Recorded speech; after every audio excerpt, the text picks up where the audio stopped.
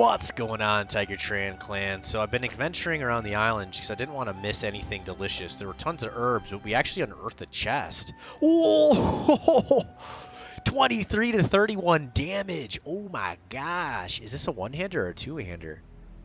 Oh, I think it's a one-hander. Holy moly. I wonder if that's my father's weapon that you can potentially buy. Shield Muncher. Or Mulcher? Was it Mulcher or Muncher? Mulcher.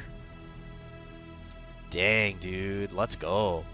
I don't know if that's my father's weapon, but let's see if it is a one-hander or a two-hander. Because we know our girl Kristen. Ooh, it is a one-hander. Oh, ho, ho, ho, ho, ho. Makes me happy. Alright, let's get the backup weapon to... I always forget this. Oh, yeah. Idis. Idis. We don't have a backup shield for her, but I'm just trying to put some weapons and items in their hands. Perception's uber low. But we're good from here. How's our sword doing? It's a decent sword. Oh man, the armor piercing is incredible. Alright. So from here, let's go talk to our gentleman. I think we can buy that axe. I don't know what the value is of it. It's more of the reason I kind of want it is because it was my father's. But let's see how much he's selling it for. Jarl Tiger, always a pleasure. I hope I don't regret assuming control over this windswept piece of rock. I hope you don't already regret assuming control over this windswept piece of rock. No take-backs.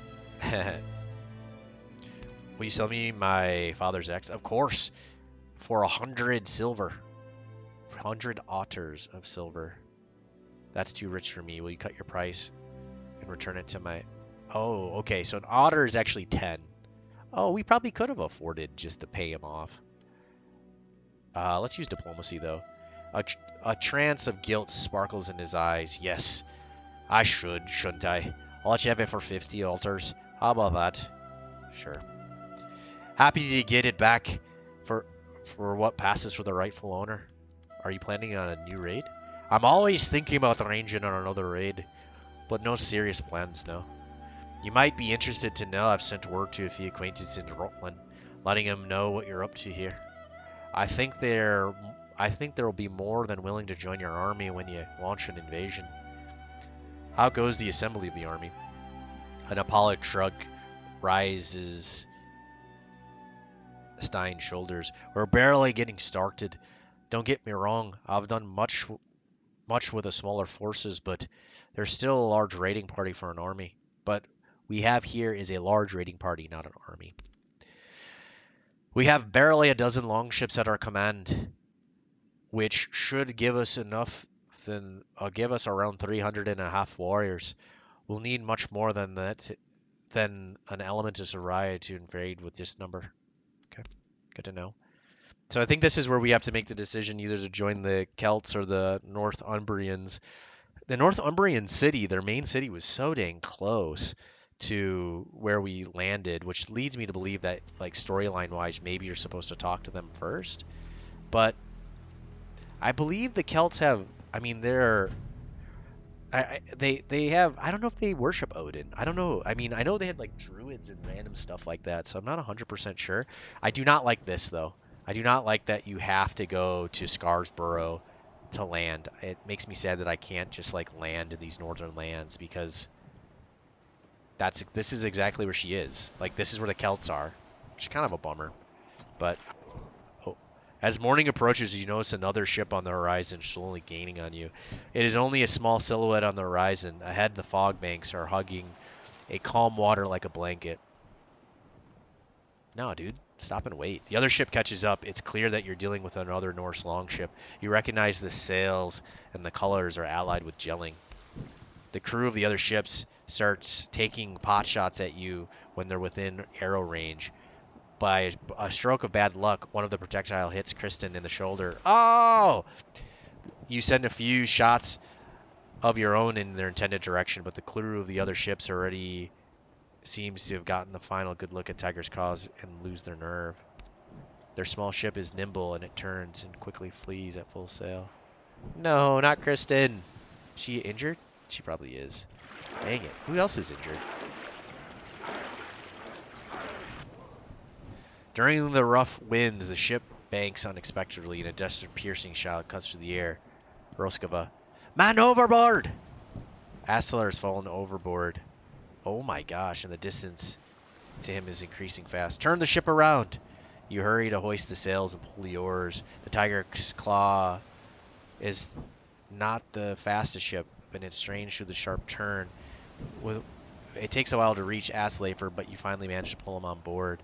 Roskava quickly throws a blanket on Aslafer. Through the chattering teeth, Aslafer thanks you profusely. It took you long enough, but thank you. That's because our ship's not the fastest. We wanted to be a beast of a fighting force. Ooh, we just completed something at home. All right, so I want... Oh, that's right. This is what we were doing. So it just takes wood and salvage, because I just want it to get as much passive salvage as possible. It's also making our power go up, so let's do this as well. Thankfully, we have a lot of time, man. We've been sailing around for a while. What's wrong with Kristen? Severely punctured arm. Oh, yeah, she got shot by that arrow. All right, well, we're going to have to rest anyways. Not a huge deal. So Morgan's going to be our backup. Oh, he's an archer, along with Ketil. Because if you remember when we fought those bandits, he said, I'm the only archer. We can't take him out. So I'm thinking if he's an archer, the slings just don't seem that good to me. And then Kristen will be frontliner, Nefja, and Gunnar will be heavy damagers, two-handers. So this is going to be our party for exploring the lands around here. Because then we have, because I believe, especially if we go to Northumbria, I believe the monk is going to be invaluable for that. I really want to go talk, because I'd much rather ally with the Celts, to be honest, than Northumbria.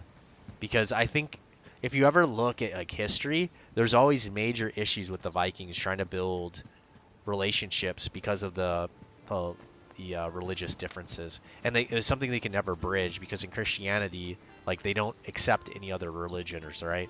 I mean, I don't know if Norse people were as bad, but because they were polytheistic, I guess they might have maybe at least been open if the religion wasn't just so combative. Gosh, I kind of want to. I hate the fact that this is occupied. I don't want to take a fight with a bunch of injured people. Low food for this one, though. That's why I'm wondering, do we just head north for now? Do we just head north for now? I just don't know if anything else is going to open up, you know? How much? Okay, so let's see how long would it take us to get here. 2 days and 3 hours. I can risk 2 days and 3 hours. So let's... Or is this one occupied? Dang it, man.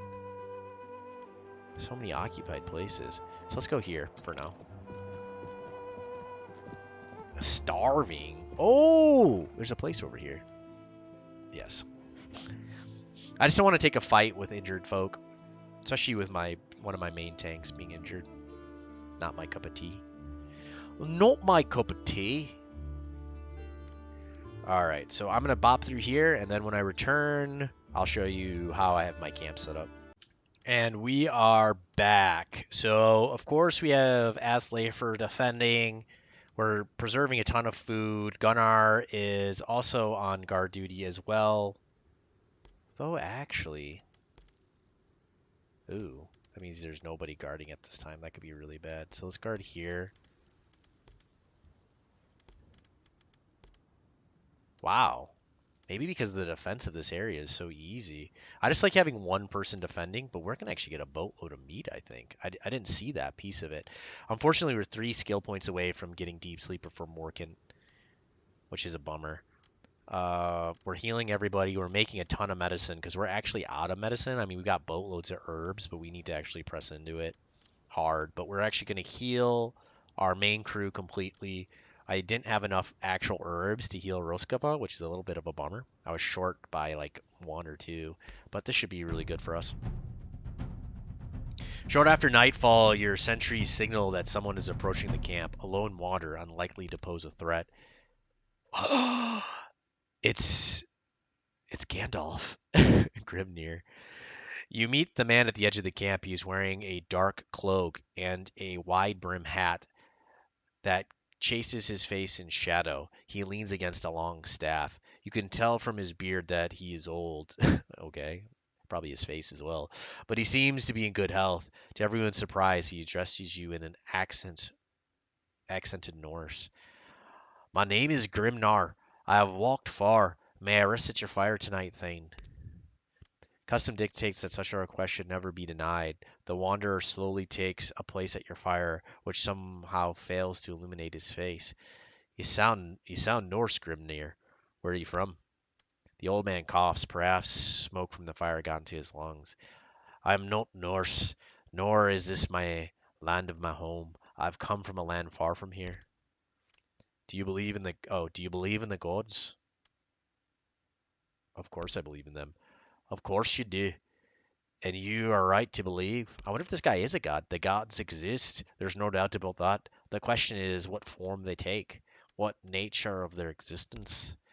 There are certain stories that are told everywhere throughout all the ages. These stories use certain figures, personalities we instantly recognize, but are constant in the human experience. Somehow, despite still not being able to see his eyes, you can tell he's giving you a significant look. A mysterious wander, for example. Was it Thor or was it Odin? Or a virtuous but naive hero to survive in this world, the pure, kind virgin, the dumb and brutish yet loyal and honest warrior. Of course, we must never forget the trickster. Do you think he's Loki? These are the gods. They live in us, in our stories. They are reflections of our world. They have power over us because we need them to make sense of the world. You entire loyalist. I mean, this is kind of a concept, right? A lot of gods are archetypes for like thought processes. It's kind of like vampires. So a lot of times, well, I mean, there is like a disease where people do crave blood because they're really iron deficient. But there's the concept of vampires in almost every culture because it's supposed to be kind of a symbol of someone who comes into your life and sucks your literal life force, right? Your blood. And it's thinking to think of like people who are it is like a construct, right? A sociological, psychological construct of people in your life, and we've all had these people who come in and just wreak havoc and take everything from you, and for like and have no care of your benefit. So it's like kind of interesting how all cultures have that concept, but it is very like a very real and true thing. It is as you say. The ruler is an important figure. From culture to culture, some figures, such as the trickster, change very little, but the ruler changed quite often. The regents of these gods is portrayed. You can teach us a lot about the cultures and see the role of the leader. In your traditions, the All-Father is not somebody you can rely on. His obsession with knowledge and power makes him unpredictable. To Odin, honor must not stand in the way of expanding power and maintaining the safety of his people. In a culture that values honor at most, to the detriment of all else, that is interesting, don't you think? What can we learn from this? I feel like we might actually gain knowledge or something if we answer this guy's questions correctly. So I'm going to do my best. So that a ruler only has responsibilities to his people, that you must never trust someone with great power, that you can never gain power by playing fair. Hmm.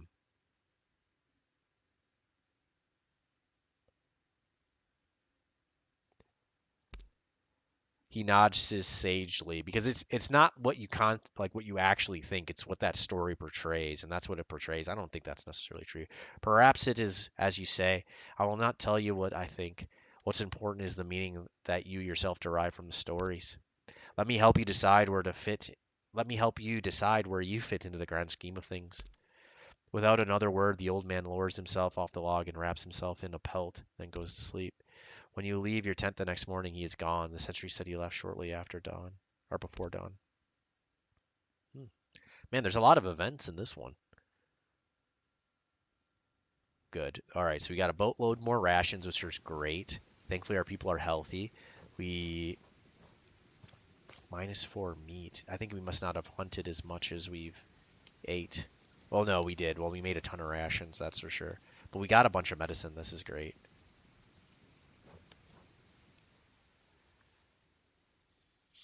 We will try to attempt to stay well rested as we adventure north because I just don't want an event to pop up where our stats are drastically diminished. So we did scout this area. Is this a church? A centrally placed and wealthy church? Ooh, so we could probably raid that if we wanted. Hmm. But once again, let's talk to the picks. I kind of want to know what they know about the lands and what's kind of happening with them. Dang, it's so far to the north, dude. It's absurd. I think our people are going to get mad tired. No longer well rested. Oop, hungry. Medium food, low shelter. High food, bad shelter though. Let's go here. Yes. I want to be able to hunt as much food as possible. Do we heal? Let's look at her. I don't know if she's getting worse. I thought it was 10%. Now it's potentially 15%. Light laceration. I don't think these actually get better without some sort of medical attention. So I think we just have to do this. I think it's just part of the game. He has tinkering level 4, dude. That is absurd. What are the level 4 things that we can build? A pit trap? Whoa. Acid pot? Powerful. Wow, can melt a shield. What's a vigor toxin? Our tonic. Useful pinch. This drink goes right into the blood, refreshing even the most fatigued warriors. Ooh, that could be good. Let's actually build some vigor toxins just in case. Tonics. Just in case we need to fight when we're tired. So Nefja is still scouting. We need you to just keep on making that delicious medicine. We're preserving tons of food. We're preserving 21. We all are eating meat, right? Okay. So we're hunting. We're pretty guarded here. Oh, yeah.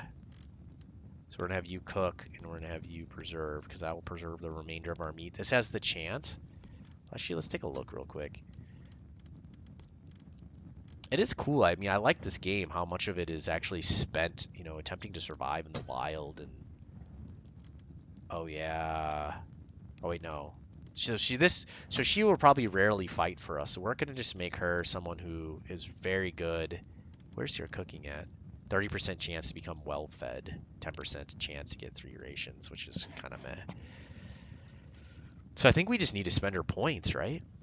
I'm trying to think if there's something else that we want her to be good at. So she can do this. She can repair. Is there anything else here that's valuable enough for her to start to level up that could help us? Maybe scouting? Yeah, I guess she could be a backup scout. Let's do that. We need to just dump our points. Perfect. So now we have enough points dumped into where we can start going into the higher levels. We're missing 1 point here, 1 point here, but that's okay. Not a big deal. But it is cool to know that we actually have enough points to kind of push into the next level of things, which is good, because I would like to get the next level of like hunting and things along those lines. Okay, I'm trying to think, like, where do we have to dump our points to actually get there effectively without wasting them on shenanigans things. Oh, like healing. Boom. Good. Look how he only needs 2 more points, and then he can go to the next tier, which will be good. You know, if there is a combative ability, ooh, I do like this. Let's go with this one. I like the chances of reducing getting hit by crits. Les crits! Alright, so we're at 70, so we still need to actually bop in here as well. So he is a leader, but we still need 75 to actually get to the next piece. Where can we dump points in? I mean, we do use him mostly to preserve food, but he is also our backup guarder. But you know what? I probably would rather have him. He is a warrior. I kind of just want him all up in battle, right? Nimble. Attacks of opportunity. Oh, that's right. I'm so glad that we looked here. I want stun. Stun is too good to pass up, especially with death blow opportunities. Okay. Perfect. Wait, what? Because you're hungry. Oh, yes, but we're in camp, so that's fine. So this is perfect. So now he can start getting, we can go and start going into the level 4 abilities. We need to do something for you as well. Do we have you stun? I mean, you're our damage dealer. Really. You've got dual wield, but we don't really need that. But we just need him to be able to crank out some fat deeps. The only thing I can think about him, we don't really use normal attacks. Ooh, increased flank damage multiplier by 10 points. That seems pretty good. I kind of want this crit, though. You know your boy loves some crits. He loves his crits. He wants crits all day. Alright, so for someone who is a shield user, up in people's businesses, there's something that was good. It was that be able to, quick, here it is. We need this. This allows her to move like around people, which is really good. Schmott, how you doing? Can you actually go into tier 4 crafting yet? Oh, you're so close. You need to put in 8 points. Oh, this is perfect. Boom. So now his next points we can do higher level crafting and then even probably get to level 4 armor, which would be really good. We really need to craft armor big time. It's actually kind of hurting us, to be honest, the fact that we can't craft armor yet. So he's predominantly a hunter. So let's check him out, but he's our killer, right? Ooh, grants 50% armor piercing. Definitely. Wow. There's just so many good statistics around here.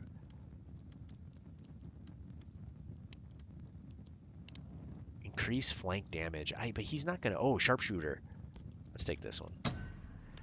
He's so close. 8 points. Oh, nice. How many points do you have? We probably actually want to put this in you as well, so he can be more accurate with his range shots at nighttime. 3 points. Dang, that's really good. I didn't realize how good this was. I kind of want to make him a low profile as well, mostly because he's our healer. Let's do it. Oh, he's 1 point away, dude. 1 point away.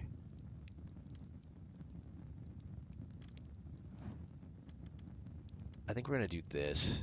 Damage, 5 points of range reduction, because that's what he's most likely going to get hit by. Dude, our crew's looking fat nasty. I love it.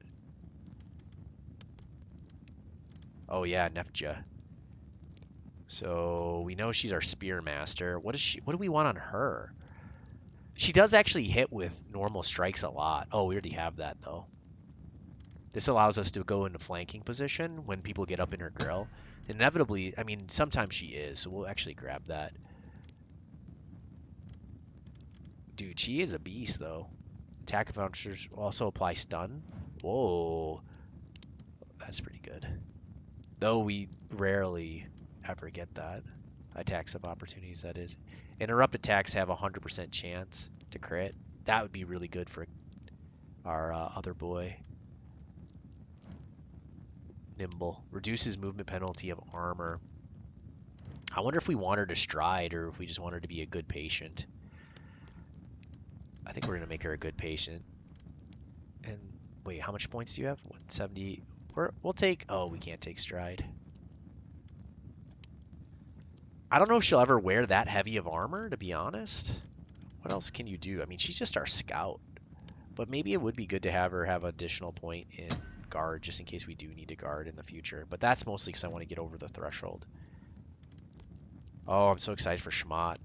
Man, even with Asslafer, I mean, he's a guarder, but I'm not going to use him for combat. There's a part of me that almost wants to just dump a bunch of points into crafting and just have him be like a weapons crafter and Schmott be my armor crafter. But I've already dumped so many points in. It just will take forever for Schmott to get both weapons and I don't really see Asslafer ever going into combat.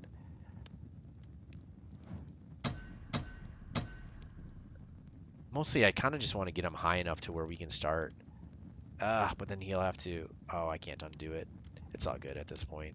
He's not a main character, really, for us. So let's make camp now. A strange smell attracts you to a distant corner of the camp where Roskava is bent over a tray of roots, roasting them over a small fire arranged atop a smooth rock. Though the smoke is thin, it stings your eyes and irritates your throat, yet Roskava seems entirely unaffected, fully absorbed in her strange ritual. She does not even notice your presence. What are you doing? A long moment passes in silence. You're unsure if she's heard your question. Just as you're about to repeat yourself, she looks up, distant at first, then her eyes focus upon you. I was just remembering an old ritual Hulda taught me a few years ago. For remedies against hay fever. I've been under attack by the Mother Nature since we've came here. She can tell I don't belong. Is the smoke helping? A shy smile and a small nod is her only reply. Oop, I didn't read what that actually said. Something about age, I think. And you fight remarkably well, yours. I'm no expert, but it seems you combine your relentlessness of a young warrior with the experience of one who's much older. Then we're both good at what we do. Perhaps we'll make it after all. Roskava bites her lip to hide a grin. Then her dark eyes fall suddenly. She wraps her arms around herself. You jest, but there is some truth. I often wonder if any of us will make it out or make it home alive. We'll be fine. You will patch us up when things go wrong, right? She gives a sarcastic snort, and then she seems to realize you are serious. Then her look changes. For a moment, she looks at you in a different way. Her tiny fire has gone out. It seems that to remind her of something, she plunges her ashen fingers into a satchel lying next to her on the ground and soon receives a dirty flask. Here, this is for you. What is it? She lowers her gaze again. Her eyes drop nearly to a mumble. A special brew, difficult to make, but effective and powerful. I worry about you, when you fight. I always wish there was more I could do, so I thought of this. I thought it might help you. One day, maybe it'll save your life. I always wished there was more I could do, so I thought of this. Wait, we already read that. Roskava brushes her foot idly across the grass, holding up the flask, looking everywhere except you. So I'm going to accept it, and I'm going to give her a hug. Even under the ashen paint beneath her eyes, you can see her blushing quite intensely. Her fingers brush over the inside of your hands as you release the flask.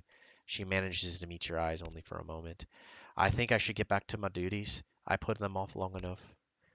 Ruskava delicately picks up the tray of roasted roots, brushing off the embers and storing the tray securely in her satchel, which she slings over her shoulder. She manages to do so without looking at you, standing hesitantly one moment, giving you an inscrutably crooked smile, looking or before gliding back towards the glides back towards the camp, going about her task. Oh yeah, got some traps, some better stuff now. It's cool. Oh, I think I messed up. I forgot our bro needs to sleep 2 days, right? I hope I didn't. Oofda. That would suck. I mean, we still have a long way to the north before it matters. We'll probably end up having to rest again. But I forgot I needed to dump 10 points in that deep sleeper, and I can't remember if I did or not.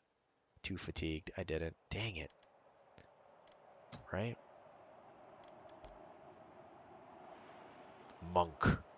Yeah, he is fatigued still. Not a huge deal. Who's the other person who's fatigued, though? Said there were two.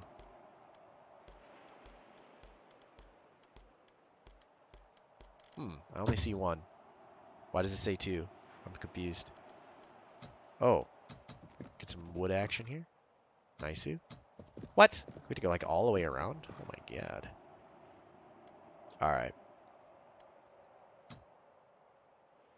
So let's continue on our journey here. Occupied, high food. What's this one? Medium food. Occupied, very high food. 3 fatigued, 11 hungry. So we're going to take the non-occupied sites. This one here. Because I don't want to take a fight with a bunch of people. Plus, there's no benefit from fighting in those camps. You and your herd make your way through the mountain pass lined with dense foliage. It's sort of gnarly shrubbery, rugged conifers that stubbornly enough to live in the mountains. A strong feeling of uneasiness creeps upon you. You stop for a moment to scan the path ahead, but nothing but the wind seems to move the foliage. Ooh. You only make it another 10 or so flotsams down the road before warriors explode out of the undergrowth around you, brandishing spears and sword. You find yourself surrounded. Prepare for trouble. Oh, God. People are tired and... Oh, no. All right, well, we know we want these 3. The question is I think with Morgant being tired and hungry, we're going to go with Ruskava. Gosh, our Roag. Let's grab her. And then let's do this. Ooh, we have nasty penalty right now. Gosh, that sucks. It's like right as we were making camp, but that would be a good time to get ambushed, right? Just when you're about to make camp. There are 9 of them, and you immediately identify their leader, a short, dark-haired woman with a compact physique and a shadow of a crow painted across her face. Whoa, grainy. She flashes a bright smile. Well, what a surprise! More guests from across the seas. What do you call? What are you called, friend? My name is Tiger. What is your name? She performs an elegant bow and without letting her guard down. Granny. And where do you think you're going? We're heading to Perth to meet the king of the Picts. Just another she elicits another smile. Just a fancy chat, right? All friendly and such? And what do you mean by more guests? I'm on a diplomatic mission. I seek an alliance with the king. I pursue a trade. I actually want the alliance because alliance equals trade as well. So let's do this one. She cocks her head to the side and looks thoughtful. We'll see how you and your people behave around here. I doubt you have much luck, but we'll accept you to Perth if you want to go. Seems like a win for us. We're going to Perth anyways, yes? Assuming this doesn't turn out to be a trap, which seems the most likely outcome where I'm standing.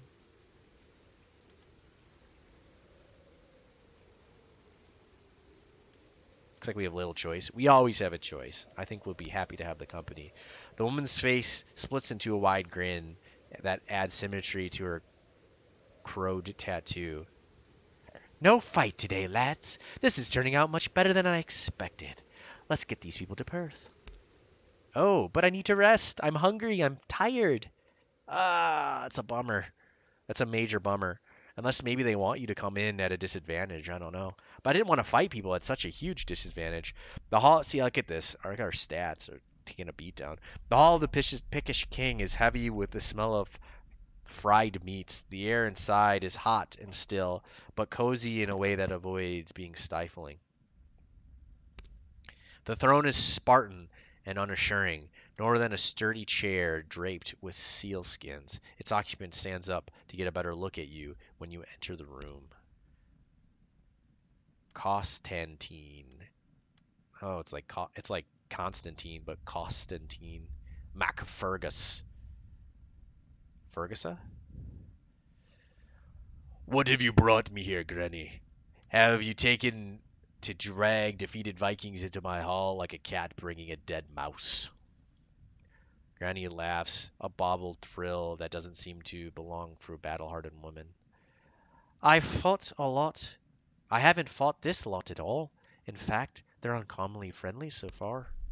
The King of Pickland seems lets a faintly bemused gaze wander over you and your herd, stroking his long beard.